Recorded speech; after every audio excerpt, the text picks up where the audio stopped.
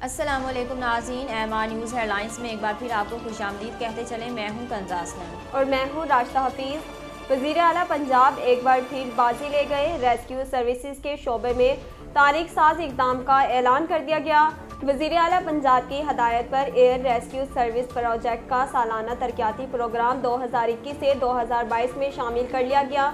काबीना standing committee बराए finance and development ने एयर रेस्क्यू सर्विस के मंसूबे को सालाना तरक्याती प्रोग्राम में शामिल करने की मंजूरी दे दी।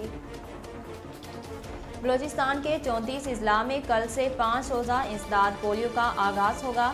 तफसीलात के मुताबिक इंसदाद पोलियो मुहिम के दौरान 5 साल तक की उम्र के 23 लाख के करीब बच्चों को पोलियो से बचाव के कतरे पिलाने का हदफ मुकर्रर किया गया। इस मुहिम के दौरान 11,084 के करीब टीमें हिस्सा लेंगी, जबकि 9,172 मोबाइल टीमें, 949 फिक्स्ड साइट और 592 ट्रांजिट पॉइंट्स भी मुहिम में शामिल होंगे। सखर में मोटरसाइकिल सवारों ने फायरिंग करके एक शख्स को कत्ल कर दिया। सखर साइट एरिया के इलाके में नामालूम मोटरसाइकिल सवारों की फायरिंग से एक शख्स जाँ बहक हो गया। पुलिस ज़राए के मुताबिक कत्ल होने वाले शख्स की शनाख्त बरकत के नाम से हुई।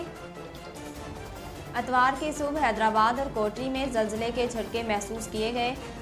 जल्जला फैमा मरकज़ के मुताबिक 3.3 शिद्दत के जल्जले का मरकज़ हैदराबाद की मगरिब में 70 किलोमीटर दूर था, जबकि जल्जले की गहराई 30 किलोमीटर थी। मीडिया रिपोर्ट्स के मुताबिक जल्जले से किसी जानी या माली नुकसान की इतला नहीं मिली। 4 दिन कबल कराची के मुख्तलिफ इलाकों में भी जल्जले के झटके महसूस किए गए। कराची समेत मुल्क के बेशतर हिस्सों में सर्दी की शिद्दत में इजाफा हो गया।